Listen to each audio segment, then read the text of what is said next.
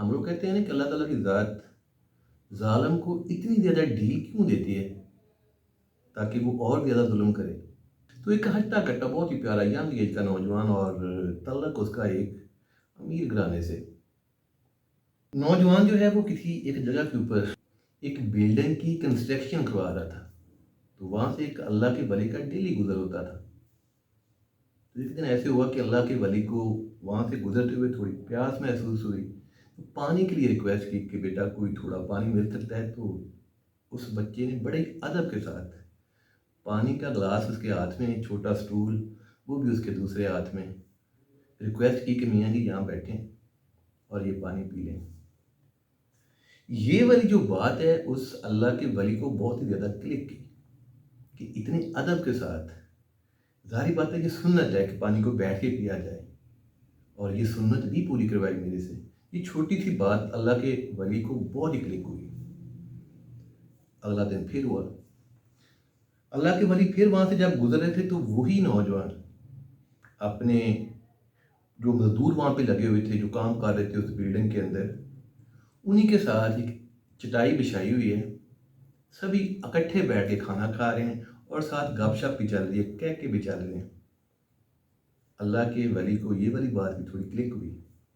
کہ کہاں وہ اور کہاں مزدور۔ اب تیسرا دن تھا تو اللہ کے ولی کی دل کی یعنی کہ خواہش تھی، اللہ کے ولی چاہتے تھے کہ میں تھوڑی اس بچے کے ساتھ گپ شپ کروں، تو بس اسی غرض سے اللہ کے ولی وہاں پہ رکے، تھوڑی گپ شپ ہوئی۔ تو اللہ کے ولی کیا محسوس کرتے ہیں کہ اس نوجوان کی ہر بات کے اندر کوئی نہ کوئی فلسفہ ضرور ہوتا تھا،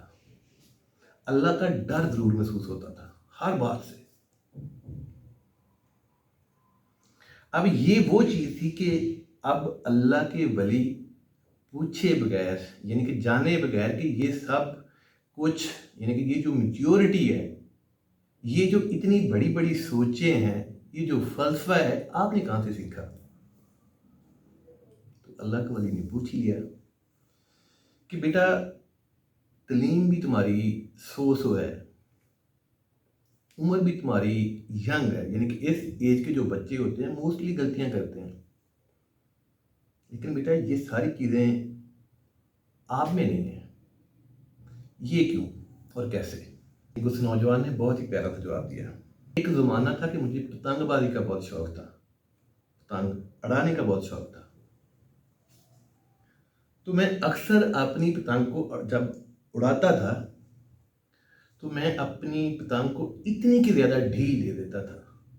وہ اتنی کی زیادہ اونچائی پہ چلی جاتی تھی کہ میری بھی نظروں سے اوجھل ہو جاتی تھی، مجھے بھی دکھائی نہیں دیتی کہ وہ کدھر اڑ رہی ہے۔ میں اس کو اور ڈھیل دے دیتا، وہ اور اونچی چلے جاتی، میں اور ڈھیل دے دیتا، وہ اور اونچی چلی جاتی، لیکن اس کی اتنی زیادہ جب اونچائی ہوتی تھی صرف میرے ایک جھٹکے کی محتاج ہوتی تھی، یعنی کہ جب میں ایک چھوٹا سا جھٹکا اس پتنگ کی ڈور پہ لگاتا تو اس کا ستیہ ناش ہو جاتا، یعنی کہ اس کی جتنی اونچائی ہے وہ سب فنا ہو جاتی، ختم ہو جاتی میرے صرف ایک جھٹکے سے۔ تو تبھی میرے ذہن میں آیا کہ میں جتنا مرضی اڑ جاؤں، جتنا مرضی اونچائی پہ چل جاؤں، جو مرضی کر لوں، لیکن آخر میری جو ڈور ہے وہ تو اس ذات کے ہاتھ میں، صرف ایک جھٹکے کی محتاج۔ وہ ذات جب چاہے اس ڈور کے اوپر ایک چھوٹا سا کٹ لگائے، میری اونچائی، میری یہ اتنی اڑان، یہ سارا کچھ فنا۔ یہی سے میں نے سیکھا۔ تو کہتا میں اکثر اوقات پتنگ کو اڑاتا اور اس کو اپنی نظروں کے بالکل سامنے رکھتا، یعنی کہ تھوڑی سی اس کو ڈھیل دیتا، اس کا جو اڑنا ہوتا ہے اس کو انجوائے کرتا، کبھی اس کو میں تنکا لگاتا، کبھی اس کو میں دائیں گھماتا، کبھی اس کو میں بائیں گھماتا، انجوائے کرتا تھا۔ بس کہتا یہی حکمت ہے۔